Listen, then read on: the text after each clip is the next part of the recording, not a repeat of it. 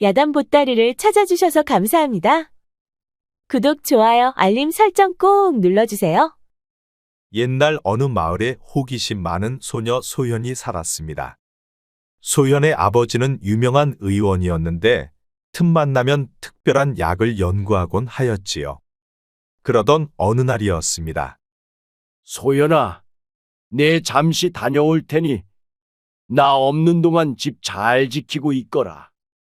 네, 알았어요, 아버지. 걱정 말고 다녀오셔요. 호기심 많은 소녀 소현은 아버지가 자리를 비우자 아버지의 비밀 연구실이 무척 궁금하였습니다. 그리하여 살금살금 아버지의 비밀 약방으로 들어가 보았지요. 평소 출입이 금지된 곳이었지만 호기심 많은 소현은 이곳저곳을 모두 살펴보았습니다. 아버지께서 숨기시는 비방이 어디 있을 터인데 일이 많은 약재 중에 어느 것일까? 그렇게 한참을 찾던 중 서랍 깊숙이서 작은 옥병 하나가 눈에 띄었지요. 그런데 그 옥병에는 심한탕이라고 글씨가 적혀 있었습니다. 심한탕, 마음을 보는 약이란 뜻인가? 아버지께서 이런 이름의 약을 만드셨다는 말씀은 들어본 적이 없는데. 소현은 호기심에 병마개를 열어 냄새를 맡아보았습니다. 그러자 달콤하면서도 쌉싸름한 향이 코끝을 자극했지요. 이 약은 무슨 효능이 있기에 아버지께서 이리도 꼭꼭 숨겨두셨을까? 한 방울만 맛보아도 어떤 약인지 알 수 있을까? 소현은 호기심의 맛만 보려고 약병을 혀끝에 갖다 대보았습니다. 아니 그런데 그 순간 소현이 잘못하여 옆에 있던 약재 그릇을 팔로 치고 말았지요. 그 바람에 약재 그릇이 쿵하고 땅바닥에 떨어져 와장창 깨져 버리는 것이었습니다. 그러자 깜짝 놀란 소현은 들고 있던 약병 속의 약물이 입속으로 왈칵 들어가고 말았지요. 꿀꺽, 얼떨결에 심한탕이라는 약물을 벌컥 들이키고 말았습니다. 그런데 또 그 순간 갑자기 문 밖에서 발자국 소리가 들려오는 것이었지요. 이런, 아버지께서 오시는 것인가? 이를 어쩐다. 아버지께 들키면 큰일 날 텐데. 소현은 서둘러 깨진 병 조각을 얼른 치우고 바닥을 깨끗이 닦아냈습니다. 그 순간 그녀의 가슴이 무척 두근거렸는데 그것은 들킬까 하는 두려움 때문만은 아니었지요. 그녀의 몸 안에서 이상한 열기가 퍼져나오고 있었던 것이었습니다. 소연아, 어디 있느냐? 아버지 목소리에 소현은 급히 비밀의 약방을 빠져나왔습니다. 그런데 그녀는 자신이 무슨 일을 저질렀는지 알지 못한 채 이상하게 가슴이 계속 두근거렸지요. 누구 찾아온 사람은 없었느냐? 네, 없었어요, 아버지. 그날 밤 소현은 밥맛이 없어 저녁도 먹지 않고 잠이 들었습니다. 그리고 다음날 아침이 되었지요. 소현은 머리가 지끈거리면서 잠에서 깨어났습니다. 어젯밤 비밀약방에서의 일이 꿈만 같았지요. 그녀는 천천히 일어나 기지개를 펴고 마당으로 나가보았습니다. 떡새 아저씨, 오늘 아침은 날씨가 제법 좋은 것 같아요. 소현이 밖에 나와보니 머슴 떡새가 마당을 쓸고 있었습니다. 아가씨, 안녕히 주무셨사옵니까요? 소현이 고개를 끄덕이고 돌아서 가려고 하였습니다. 아니 그런데 떡새의 이상한 목소리가 들려오는 게 아니겠습니까? 그래서 소현은 얼른 뒤돌아 보았지요. 그런데 떡새의 입은 움직이지 않고 마당만 계속 쓸고 있었습니다. 아가씨 허리는 정말 가늘구나. 저 고운 얼굴에 입맞춤이라도 한번 해볼 수 있다면 얼마나 좋을까? 그 말에 소현은 얼굴이 화끈거리며 깜짝 놀라 뒤로 자빠질 뻔하였지요. 떡새의 생각이 그대로 소현의 귀에 들려온 것이었습니다. 떡새 아저씨, 무슨 말을 그리 하셔요? 예? 소인이 무슨 말씀을 드렸다는 것이옵니까?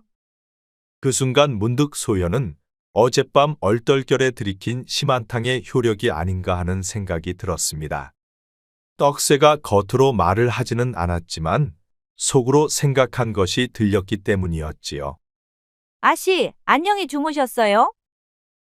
그런데 그때 밥 짓느라 부엌에서 나온 점순댁이 소연아 씨를 보며 물어보았습니다. 네, 저는 잘 잤어요. 아주머니는 잘 주무셨나요? 네, 저도 덕분에 잘 잤어요. 점순댁은 아씨에게 인사를 하고 뒤돌아서 우물가로 향했습니다. 그런데 또 점순댁의 말이 들려왔지요. 아이고, 우리 아씨는 착해도 참말로 착혀.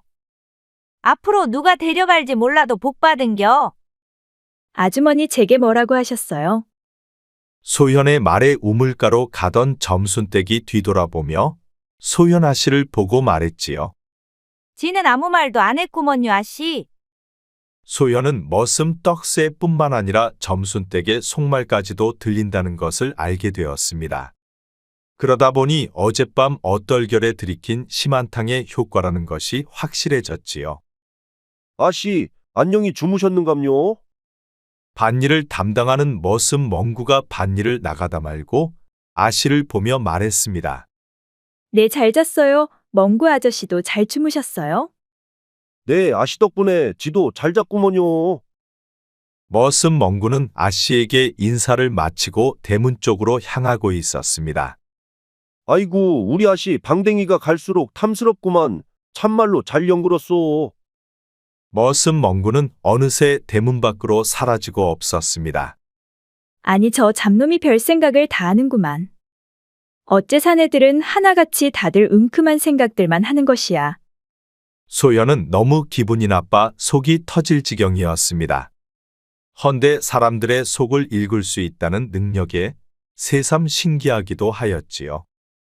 그러다 보니 소연은 한편으론 재밌다는 생각도 들었습니다.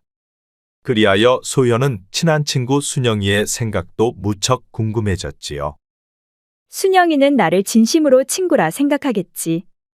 순영이만은 믿을 수 있다 생각한 소연이는 아침 일찍부터 순영이를 찾아갔습니다. 아니, 소연아, 아침 일찍부터 어쩐 일이야? 응, 내가 보고 싶어서 놀러왔지, 호호. 아니, 인연이 아직 세수도 못했는데 왜 이렇게 아침 일찍부터 찾아와서 난리람? 순영이는 얼굴에 미소를 짓고는 있었지만 속으론 소연이를 냉대하고 있었지요. 순영이의 속마음을 알게 된 소연은 무척 속이 상했습니다. 그런데 그때 별로 친하지도 않은 또 다른 친구 동숙이가 찾아왔지요. 소연이도 와 있었구나.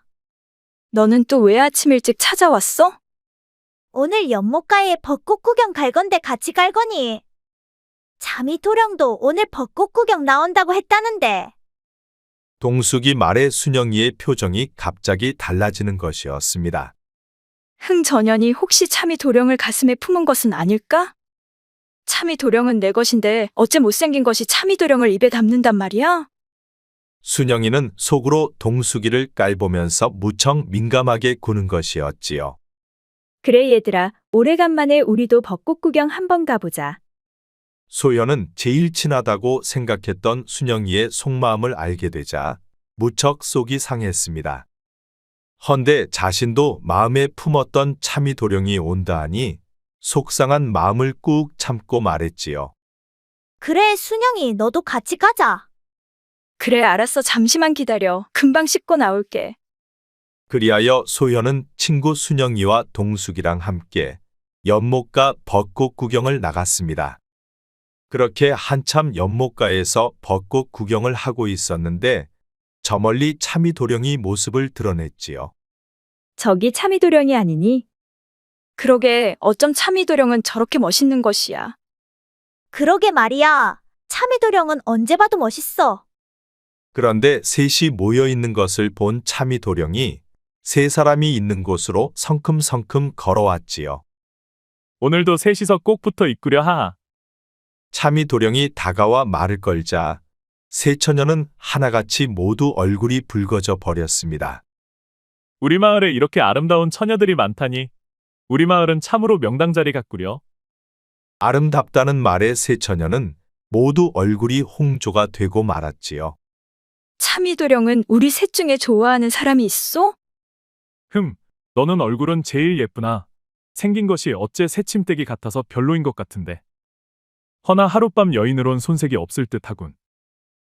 차미도령은 속으로 순영이는 별로 좋아하는 것 같지는 않았습니다. 아, 그럼 잊고 말고요. 누구라고 할 것도 없이 모두 제가 좋아하는 분들이지요, 하하. 그렇다면 차미도령은 우리 셋 중 누구 한 사람을 좋아하는 것이 아니고 셋을 모두 좋아한단 말이요. 동숙이는 얼굴은 못생겼어도 밤에 잠자리는 잘할 것 같군 그래. 차미도령은 동숙이도 별로 좋아하는 것 같지는 않았습니다.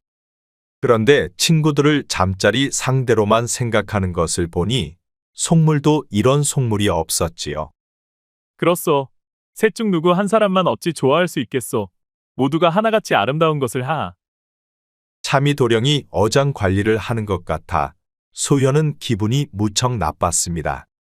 그동안 겉모습만 보고 좋아했던 차미도령의 환상이 한순간에 모두 깨지고 말았지요. 소연낭자는 어찌 내게 한마디 말도 하지 않는 것이요? 이미 크게 실망해버린 차미도령이 묻자 소연은 대꾸도 하기 싫었습니다. 셋 중에 방댕이도 제일 큰 것으로 보아. 매일 밤 끌어안고 자기에는 소연낭자가 최고롤세 그려. 차미도령이 자신을 잠자리 여인으로만 생각하자 소연이는 화가 머리끝까지 나고 말았습니다. 나는 방댕이라도 크지 차미도령은 고추가 팔뚝만 하기라도 한 것이요. 갑작스런 소연이 말에 모두가 깜짝 놀라고 말았습니다. 더군다나 차미도령은 동공이 커지고 얼굴이 시뻘개져서는 입을 다물지도 못하는 것이었지요.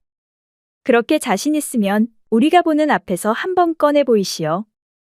소연이 말에 차미도령은 얼굴이 울그락불그락해지더니 갑자기 주랭랑을 치는 것이었습니다.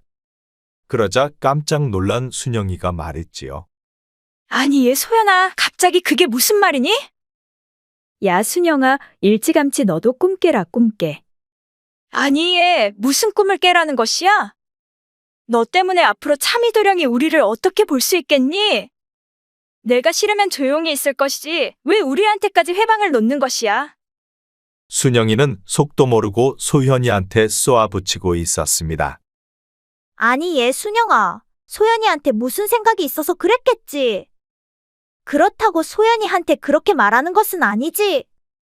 동숙이는 겉과 속이 같았습니다. 속으로도 자신들이 모르는 무엇인가를 소연이는 알고 있는 게 아닌가 하는 생각을 하고 있었지요. 그러다 보니 소연이는 그동안 알고 있었던 친구들에 대한 생각이 완전히 바뀌고 말았습니다. 자신을 제일 이해하고 친하다고 생각했던 순영이는 완전히 속으로 호박씨 가는 친구였지요. 속된 말로 겉다르고 속다른 아이였습니다. 헌데 별로 친하지 않다고 생각했던 동숙이는 겉과 속이 같은 진실된 친구였지요. 그동안 겉만 보고 살아온 자신이 한심스러워진 소연은 기분이 완전히 팍 상해 집으로 돌아왔습니다. 그리고 충격을 크게 받아 며칠 동안 방 안에서 나오지도 않았지요. 그렇게 며칠 동안 방 안에만 틀어박혀 있던 소연은 기분이 좀 가라앉자 밖으로 나왔습니다. 그러자 떡새가 소연이를 보며 물었지요. 아씨 어디가 아프셨남요? 어찌 며칠 동안 방 안에만 틀어박혀 있으셨는감요? 그냥 좀 몸이 안 좋았어요. 소연이는 그리 말하고 떡새 옆을 지나가고 있었습니다. 그러자 소연의 뒤통수에서 떡새의 말소리가 들렸지요. 아이고 저 앵두 같은 입술 한 번만 쪽 빨아봤으면 운이 없겠다. 떡새의 속마음이 들린 소연은 또다시 기분이 팍 상해버렸습니다. 떡새 아저씨, 앵두 말고 염소 똥구멍이나 빠르시죠. 소연은 기분이 팍 상해 떡새에게 쏘아붙이고 부엌으로 들어가 버렸습니다. 그러자 떡새가 벙쪄서는 두 눈이 동그라져 소연이의 뒷모습만 보고 있었지요. 부엌으로 들어간 소연이는 아침밥상을 준비하는 점순댁을 도왔습니다. 아이고 아씨, 이런 일은 제게 맡기셔요. 그 귀한 손에 어찌 물을 묻히려 하시는감요. 내가 너무 속이 상해서 무엇이라도 안 하면 못 견딜 것 같아서 그래요. 아이고 우리 아씨는 참말로 천사여 천사. 내가 아들만 있었다면 얼른 며느리로 데려가고 싶구만. 점순댁은 속으로도 소연이를 무척 이뻐하고 있었습니다. 그러다 보니 그것만으로도 소연이는 속이 좀 풀리는 것 같았지요. 그리고 그날 저녁 소연은 밥 먹고 소화시키느라 마당에 나와 달밤에 체조를 하고 있었습니다. 그런데 때마침 밭일을 끝내고 멍구가 돌아오고 있었지요. 그러자 소연은 멍구에게 미리 말했습니다. 멍구 아저씨, 아무 생각도 하지 말고 얼른 들어가세요. 아니, 무슨 일이 있으신감요, 아씨? 별일 아니니 어서 들어가시고 밥 드세요. 알겠습니다요, 아씨. 멍구는 소연아 씨를 지나쳐 우물가로 향했습니다. 그러자 소연이는 휴하면서 안도의 한숨을 쉬었지요. 아이고, 우리 귀여운 방댕이 아씨가 갑자기 왜 그려? 그냥 지나치는가 했더니 갑자기 멍구가 또 이상한 생각을 하는 것이었습니다. 그러자 소연은 화가 나 더 이상 참을 수가 없었지요. 멍구 아저씨, 내 궁뎅이에 뭐 보태준 것 있어요? 왜 나만 보면 자꾸 궁뎅이 하시는 것이에요? 갑작스런 소연아 씨 말에 멍구는 깜짝 놀라 입이 쫙 벌어지고 말았습니다. 그러자 벌려진 멍구의 입에서는 침이 줄줄 흐르고 있었지요. 침 좀 닦아요. 보기 흉해 죽겠네. 소연이는 머슴 멍구에게 쏘아붙이고 속이 상해 얼른 자신의 방으로 들어가 버렸습니다. 어째 사내들은 저렇게 다 음흉한 것이야. 앵두네의 방댕이네, 잠자리나 운운하면서 어찌 나를 그렇게만 보냔 말이야. 속상해 죽겠네. 사람들의 속마음을 읽는 능력에 대한 신기함도 이젠 신물이 날 정도였습니다. 하나같이 음큼한 생각들만 하는 것을 알게 되자 더 이상 이런 능력은 다신 갖고 싶지가 않았지요. 그렇게 며칠이 지난 어느 날 소연이는 동숙이와 함께 장터 구경을 나갔습니다. 그래도 동숙이는 속과 겉이 같다 보니 믿을 수 있는 유일한 친구였지요. 그렇게 동숙이와 장터 신기한 물건들을 구경하고 있었는데 한쪽에서 시끌벅적한 소리가 들렸습니다. 그리하여 두 사람은 사람들이 많이 몰려있는 곳으로 가보았지요. 그러자 상인 남자와 어떤 아주머니가 옥신각신 싸우고 있었습니다. 아니, 이게 집이 어디서 사기를 치는 것이야? 돈만 받고 금가락지는 내게 주지 않았으니 어서 그 돈 도로 내놓거라. 아니, 나는 분명 금가락지를 주었소. 당신이 받아서 주머니에 넣지 않았소이까. 아니, 어디다 대고 거짓말을 하는 것이야. 내 주머니를 까봐서 나오지 않으면 어쩔 것이냐? 내가 준 돈 도로 돌려줄 것이야. 안 나올 수가 없소. 내 분명히 내 두 눈으로 똑똑히 보았소. 이 돈은 병든 어머님 약값을 해야 하오. 이 돈을 가져가지 않으면 어머님이 위독합니다. 여인은 울면서 억울함을 토로하였습니다. 그런데 상인은 주머니를 까보려 하였지요. 그러자 소연이 나서서 말했습니다. 사람들 내 말 좀 들어보시오. 분명 둘 중 하나는 거짓말을 하고 있습니다. 그러니 거짓말을 한 사람은 당연 벌을 받아야 하지요. 그래서 거짓말을 한 사람은 돈도 금가락지도 모두 포기해야 합니다. 제 생각이 어떻습니까? 맞소. 저 처자의 말이 맞소. 거짓말을 한 사람은 둘 다 포기해야 하오. 그래서 거짓말을 당한 사람이 둘 다 갖는 게 맞소. 맞소. 저 처자 말대로 하고 거짓말을 한 사람은 포도청에 고발해서 처벌도 받게 해야 하오. 구경하던 사람들이 소연의 말이 맞다며 하나같이 맞장구를 쳤습니다. 그러자 상인은 자신 있다는 듯이 당당하게 나서서 말했지요. 나도 줘서 내 주머니에서 금가락지가 나오면 나는 돈도 금가락지도 저 여인에게 모두 주겠소. 대신 내 주머니에서 금가락지가 나오지 않으면 저 여인에게 내가 준 돈은 다시 돌려줘야 하오.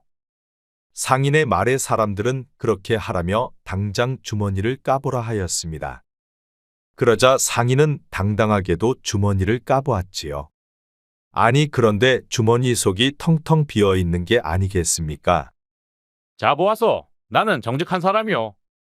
그러자 구경하던 사람들은 여인을 보면서 욕을 하기 시작하였지요. 잠시만요. 상인과 저 몸종은 한 통속이니 저 몸종의 주머니도 까봐야 합니다. 소현의 말에 몸종이 슬금슬금 내빼더니 주랭랑을 치려 하였습니다. 그런데 그때 뒤에 서서 구경하던 포교가 달아나던 몸종을 사로잡았지요. 내 이놈 어딜 도망가는 것이냐? 어서 내 놈의 주머니를 당장 까보거라. 수많은 구경꾼들이 지켜보는 가운데 몸종은 어쩔 수 없이 주머니를 까보였습니다. 그러자 몸종의 주머니 속에서 금가락지가 나오는 것이었지요. 그러자 구경꾼들이 웅성거리기 시작하였습니다. 저 처자의 말이 맞았네. 저런 나쁜 놈들 같으니라고. 그러게 말이오. 하마터면 죄 없는 여인만 금가락지도 돈도 모두 빼앗길 뻔했구먼. 네 집 여식인지는 몰라도 참으로 현명하고 지혜롭구만 그려. 포교는 상인과 몸종을 포박하여 관하로 데려갔습니다. 처자 고맙소. 덕분에 어머님께 탕약을 지어드릴 수 있게 되었어요. 아닙니다. 나쁜 생각을 하는 사람들이 문제지요. 어서 어머님께 약재를 지어다 드리세요. 상인의 생각을 사전에 읽은 소연은 불쌍한 여인에게 금가락지와 돈을 모두 챙겨 주었습니다. 그 모습을 본 많은 사람들이 소연을 무척 칭찬하였지요. 그러다 보니 소연은 사람의 마음을 읽는 능력이 꼭 나쁜 것만 같지는 않았습니다. 얘 그런데 너는 어떻게 알고 그런 도박을 한 것이야? 만에 하나 몸종한테서 금가락지가 나오지 않았다면 그 여인은 돈마저 빼앗길 수도 있었잖아. 동숙이 말에 소연은 무엇라 말해야 좋을지 얼른 머리를 굴렸지요. 만에 하나 사실대로 말했다간 유일하게 진실한 친구마저 잃을 수도 있었습니다. 그러다 보니 소연은 무척 조심스러울 수밖에 없었지요. 그것은 말이야, 몸종의 눈빛이 떨리는 것을 감지할 수 있었어. 그래서 확신할 수가 있었지. 그렇구나. 그런데 요즘 들어 내가 조금 달라진 것 같아. 내가 이해 안 되는 경우들이 많아졌어. 동숙이 말에 소연은 뜨끔하였습니다. 요즘 내가 조금 과민해서 그래. 시집갈 나이가 되다 보니 나도 모르게 과민해진 것 같아. 그렇게 장터에서의 일을 뒤로하고 두 사람은 집으로 돌아갔습니다. 그리고 그날 밤 소연은 어려운 사람을 도운 것에 대한 뿌듯한 마음으로 기분 좋게 잠이 들었지요. 그리고 다음날 아침 일찍 일어난 소연은 마당에 나가 기분 좋게 아침을 맞이하였습니다. 이제 머슴들의 속내를 알았으니 무슨 생각을 하든 신경 쓰지 않기로 하였지요. 떡새 아저씨, 잘 주무셨어요? 머슴 떡새가 마당을 쓸다 말고 소연이 소리에 깜짝 놀라 경기를 일으키는 것이었습니다. 안녕히 주무셨는감요, 아씨? 아, 그럼요. 저야 아주 잘 잤지요, 호호. 소연이 떡새에게 밝게 인사를 하자 떡새가 마당을 쓸다 말고 냅다 달아나고 말았습니다. 그래서 소연도 피식 웃었지요. 아니, 우리 아씨는 귀신이 쓰인 게 틀림이 없어. 그렇지 않고서야 어떻게 생각한 것을 아씨가 알 수가 있느냔 말이오. 떡새는 소연이에게 귀신이 씌웠다고 생각하고 아씨를 무척 무서워하였습니다. 소연은 그런 떡새의 생각을 읽고 입가에 미소를 지었지요.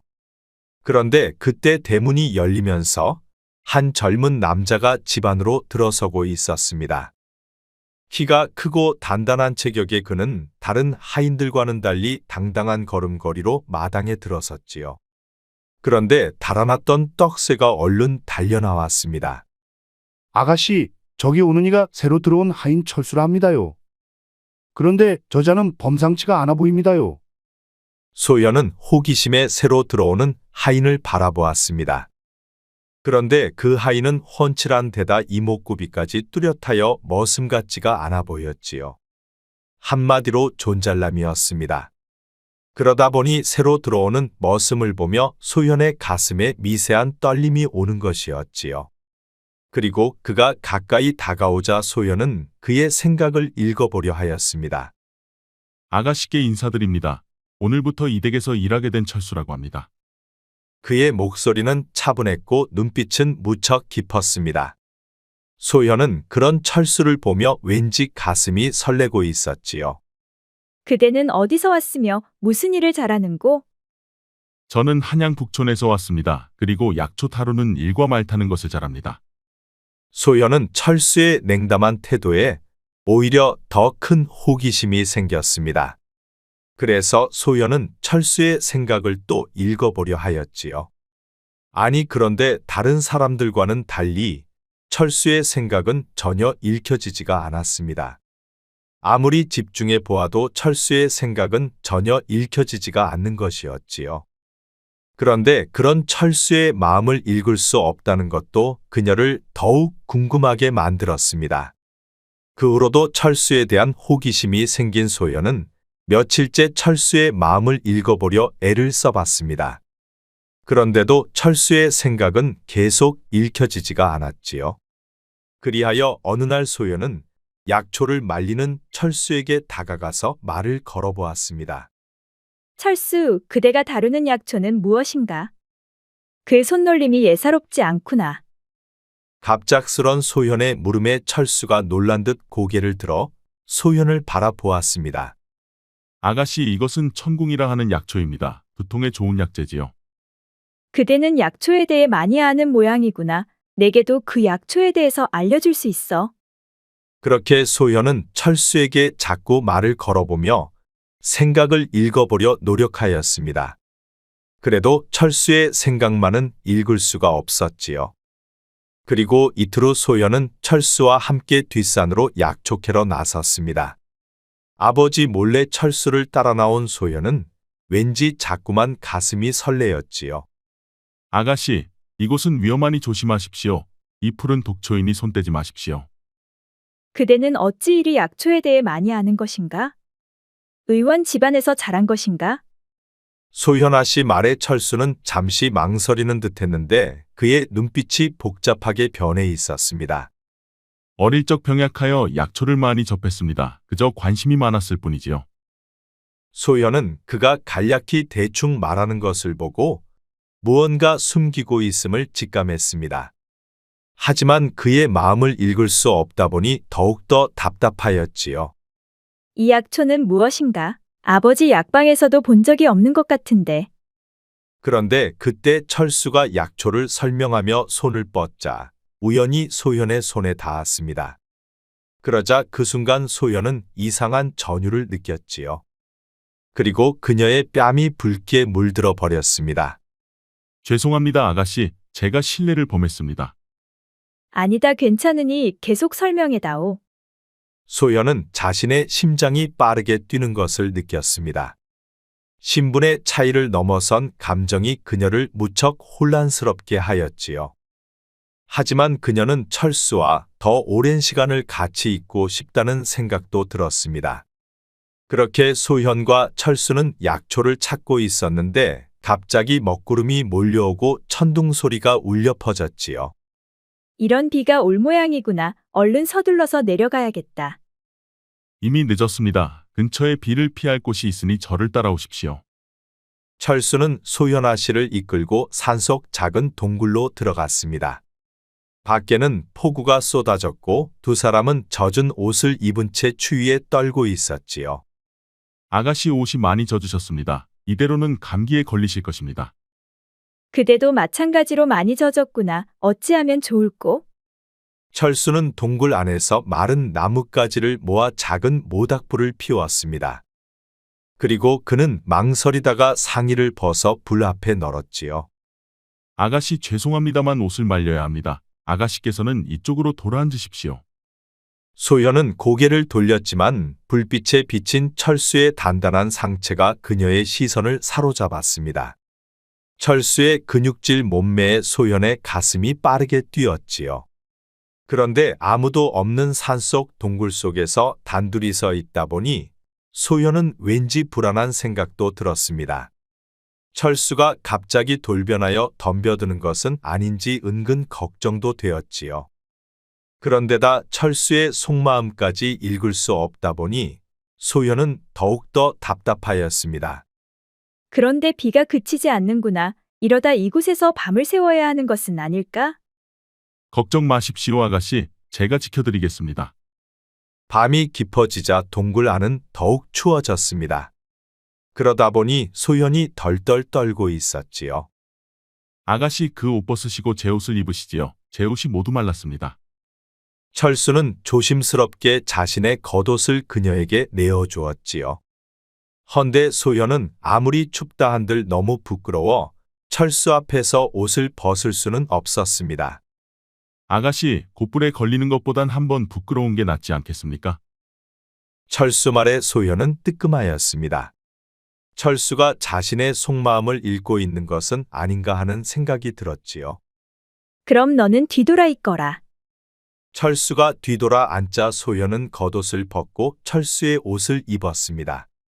그러자 철수의 옷은 뽀송뽀송 잘도 말라 있었지요. 소연은 마른 철수의 옷을 받아 입고 불 앞에 앉아 있다 보니 피곤함에 졸음이 몰려왔습니다. 그러다 깜박 잠이 들고 말았지요. 얼마나 잤을까? 한참 만에야 눈을 뜬 소연은 깜짝 놀라고 말았습니다. 자신이 철수의 품에 안겨 있었기 때문이었지요. 상의를 벗은 철수의 몸은 무척 단단하고 넙직했습니다. 아니, 지금 뭐 하는 것이냐? 갑작스런 소연의 말에 철수도 깜짝 놀랐는지 동그란 눈을 하고 말했습니다.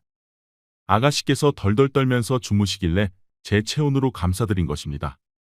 철수의 말을 듣고 소연은 자신이 과민하게 굴었다는 생각이 들면서 미안하다는 생각이 들었지요. 그리고 소연이 잠에서 깨어나는 순간 그의 체온을 느꼈을 때였습니다. 소연은 처음으로 여성으로서의 묘한 감정과 깊은 곳에서의 욕망도 함께 느꼈지요. 그러다 보니 소연은 철수가 자꾸만 특별하다는 생각이 들었습니다. 다음 날 일찍 비가 멈춰 두 사람은 집으로 돌아왔습니다. 그러자 아버지 윤희원이 소연을 불렀지요. 어젯밤은 어떻게 된 것이냐? 철수하고 약초 캐러 갔다가 비 때문에 동굴에서 머물게 되었습니다. 그래, 별일은 없었느냐? 네, 아무 일도 없었습니다. 아버지 윤희원이 뭔가 골똘히 생각하는 듯 하더니 이내 입을 열었습니다. 혹시 내가 나의 비밀 약방에 들어갔더냐? 아버지 물음에 소연은 가슴이 뜨끔하였습니다. 아버지 몰래 비밀 약방에 들어갔다가 얼떨결에 심한탕을 마셨기 때문이었지요. 그리하여 소연은 얼른 아버님의 생각을 읽어보았습니다. 이 녀석이 설마 심한탕을 먹지는 않았겠지? 아버지는 소연이 심한탕을 마셨는지 걱정을 하고 있었습니다. 네, 아버지께서 안 계시는 동안 잠시 들어갔었습니다. 그곳에서 심한탕이라 써있는 약병을 보았더냐? 네, 보았습니다. 그 약을 어찌하였느냐? 소연은 아버지께 사실대로 말해야 한다고 생각했습니다. 그리하여 있었던 일을 사실대로 말해 주었지요. 소연의 말을 들은 아버지는 침착하게 말했습니다. 어떤 이유로든 내가 그것을 마셨다면 다른 사람들의 생각이 들리지 않더냐? 네, 맞습니다. 처음에는 무서웠지만 지금은 괜찮습니다. 그렇다면 다행이다. 내가 그것을 마셨다면 충격을 크게 받았을 것이라 생각해서 그동안 걱정이 많았단다. 헌데 다른 사람들이 너의 그런 능력을 알아서는 절대 안 되느니라. 내 말 알겠느냐? 네, 알겠습니다, 아버지. 그리고 그 약은 이제 더 이상 만들 수도 없느니라. 내가 마신 그 약이 마지막이었다. 그럼 이제 어찌해야 합니까, 아버지? 나는 내가 그 능력을 쓰지 않았으면 한다. 허나 꼭 써야 한다면 옳은 일에만 쓰거라. 아버님 말씀 꼭 명심 또 명심하겠습니다. 아버지의 방을 나오면서 소연은 가슴을 쓸어내렸습니다. 그동안 아버지께 죄짓는 것 같았던 부담감이 한순간에 싹 사라졌기 때문이었지요. 마음이 한결 가벼워진 소연은 해가 진 뒤 룰루랄라 철수를 찾아보았습니다. 아니 그런데 저만치서 철수가 주변을 한번 살피고는 대문 밖으로 나가는 것이었지요. 그러자 호기심이 발동된 소연은 철수에게 뭔가 있다는 직감이 떠올랐습니다. 그리하여 소연은 철수의 뒤를 밟기 시작하였지요. 철수는 골목길을 지나 연못 쪽으로 향했습니다. 그리고 연못가 정자에서 누군가를 만났지요. 그런데 소연은 철수가 만나는 사람이 누구인지 무척 궁금했습니다. 그리하여 소연은 정자가 있는 쪽으로 발 뒤꿈치를 들고 슬금슬금 걸어갔지요. 아니 아가씨가 이곳에는 어쩐 일이요? 소현은 순간 깜짝 놀라고 말았습니다. 들키지 않으려고 했는데 철수에게 들키고 말았지요. 아니 그런데 철수와 함께 있는 사람이 철수와 똑같이 생긴 게 아니겠습니까? 아니 이게 어떻게 된 일입니까? 어떻게 똑같은 사람이 두 분이란 말이요? 철수는 한참을 망설이다가 조용히 말문을 열었습니다. 소연낭자, 우린 쌍생이요. 그리고 지금부터 내가 하는 말을 절대 입 밖에 내서는 안 됩니다. 철수가 갑자기 낭자라 부르니 소연은 어안이 벙벙했습니다. 이쪽은 내 동생이서요. 지금은 내 대신 세자 노릇을 하고 있지요. 반갑소 소연낭자. 내 형님께 그동안 낭자의 이야기를 많이 들었어. 아니 그렇다면 철수가 세자란 말이요? 맞소 나는 세자 이수요. 철수가 세자란 말에 소연은 깜짝 놀랐습니다. 아니 어떻게 이런 일이? 놀라지 마시오 낭자. 지금부터가 우리에겐 더 중요합니다. 나는 사실 소연낭자 집에 일부러 접근한 것이요. 아버님 윤의원께서 특별한 약을 연구하셨다는 정보를 입수했소. 그리하여 내겐 그 약이 꼭 필요했지요. 소연은 이수 세자가 무슨 일 때문에 변장까지 하면서 위장 취업을 했는지 무척 궁금해졌습니다. 그 약이 필요한 이유는 무엇이요? 소연의 물음에 철수가 크게 한숨을 쉬더니 다시 입을 열었습니다. 조정대신들 중에는 나쁜 무리가 있어. 그들 때문에 아버지 임금께서는 병들어 누워 계시오. 그리고 그들은 나까지 허수아비로 만들 참이요. 조정을 자신들 손안에 넣고 자신들의 이권 세력만 키우려 하고 있어. 그러니 내 편이 되어줄 수 있는 믿을 수 있는 사람을 찾아내야 하는데 그것이 쉽지가 않소. 소현은 철수 아니 세자의 말을 들어보니 그의 고충이 느껴졌습니다. 그러다 보니 소현은 무척 갈등이 되었지요. 아버님께서 소현의 능력을 누구도 알아서는 안 된다고 당부를 했었기 때문이었습니다. 이제 아버님께 그 약은 더 이상 없습니다. 아니 그 말이 정말이요? 그렇습니다. 마지막 약을 제가 마셔버렸기 때문이지요. 소현의 말에 세자는 깜짝 놀라고 말았습니다. 허나 방법이 없는 것은 아닙니다. 아니 그 방법이 무엇이요? 나를 궁으로 데려가면 되지 않겠습니까?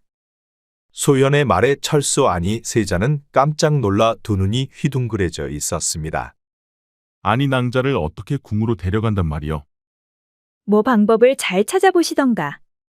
소현은 속으로 옳거니 하면서 쾌재를 부르고 있었습니다. 잘생긴 세자와 꽁냥꽁냥하면서 살 것을 생각하니 기분이 무척 좋았지요. 안 되겠네. 이렇게 머리가 안 돌아가서야 어떻게 조정대신들을 거느린단 말이요.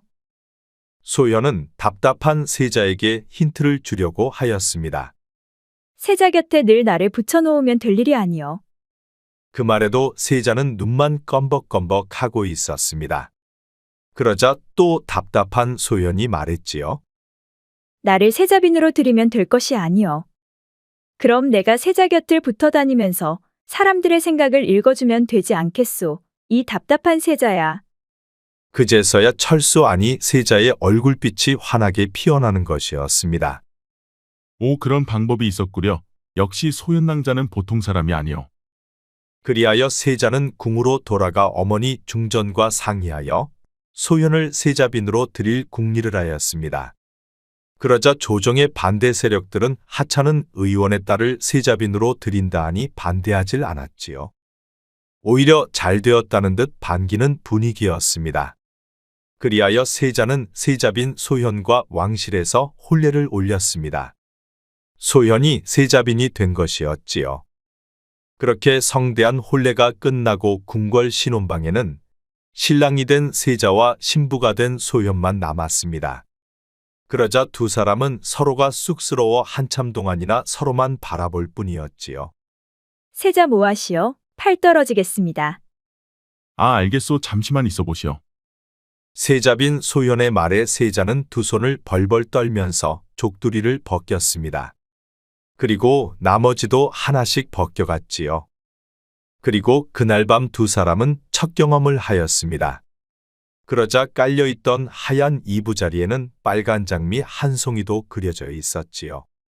세자 이수도 철수로 위장하여 소현을 처음 보았을 때부터 그녀의 매력에 빠져들었었습니다. 허나 연애 경험이 없던 세자는 어떻게 해야 할지 전혀 몰랐던 것이었지요. 하지만 운명처럼 이제 두 사람은 부부가 되었습니다. 그리고 뜨거운 사랑도 나눴지요.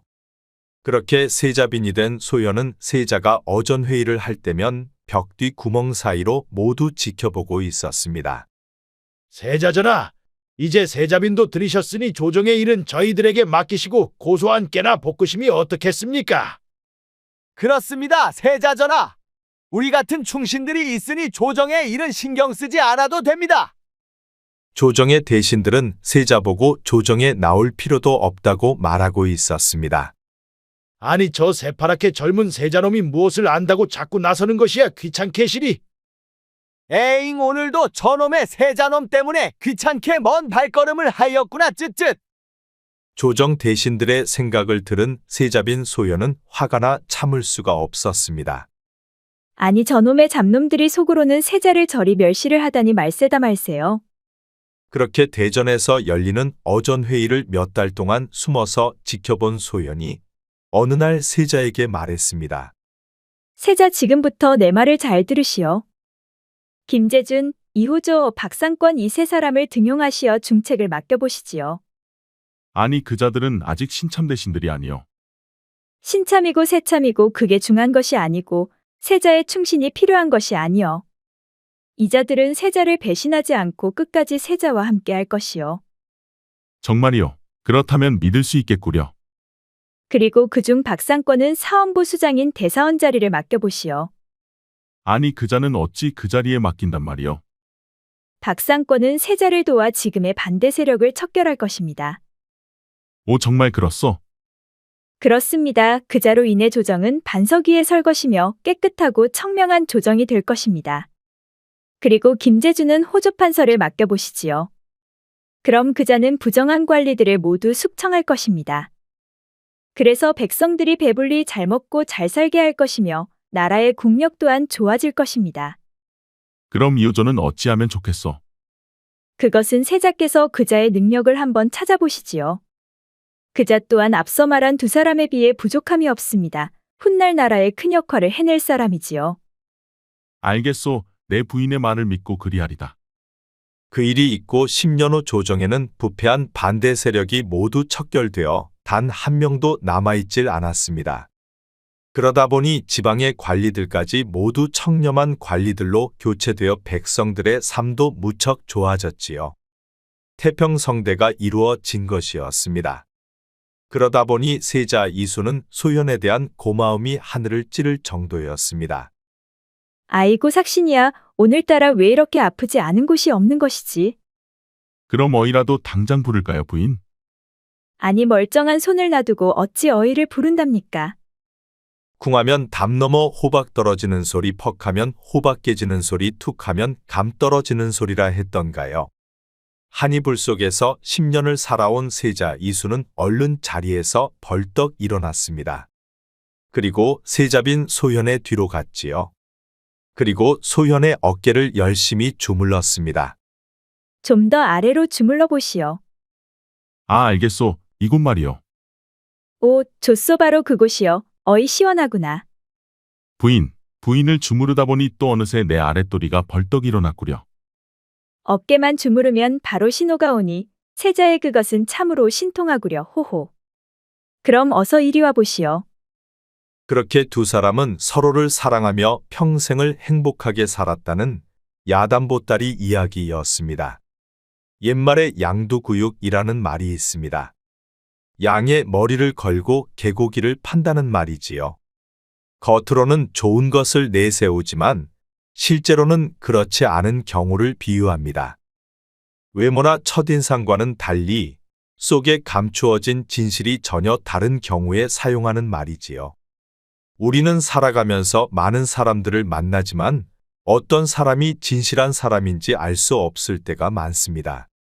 그러다 보니 사람들에게 사기를 당하기도 하고 재산을 잃거나 상처를 받기도 하지요. 그러니 이야기 속 주인공 소현처럼 심 한 탕이 있으면 얼마나 좋겠습니까? 하지만 희망탕이 없다고 실망할 필요는 없습니다. 내가 알고자 하는 사람의 발자국을 따라가 보면 그 사람이 어떤 사람인지 알 수 있으니까요. 인간은 누구나 살아가면서 지울 수 없고 숨길 수 없는 발자국을 남깁니다. 그러니 발자국만 따라가 보면 그 사람에 대해서 충분히 알 수가 있는 법이지요. 우리 영상을 시청하시는 여러분 모두 항상 건강하고 행복하기를 바랍니다. 구독과 좋아요, 알림 설정 꼭 부탁드립니다. 앞으로도 재미있는 이야기가 많으니 다른 영상도 재미있게 봐주세요. 우리 이야기가 재미있으셨나요? 그럼 여러분 모두 오늘도 행복하고 즐거운 시간 되세요.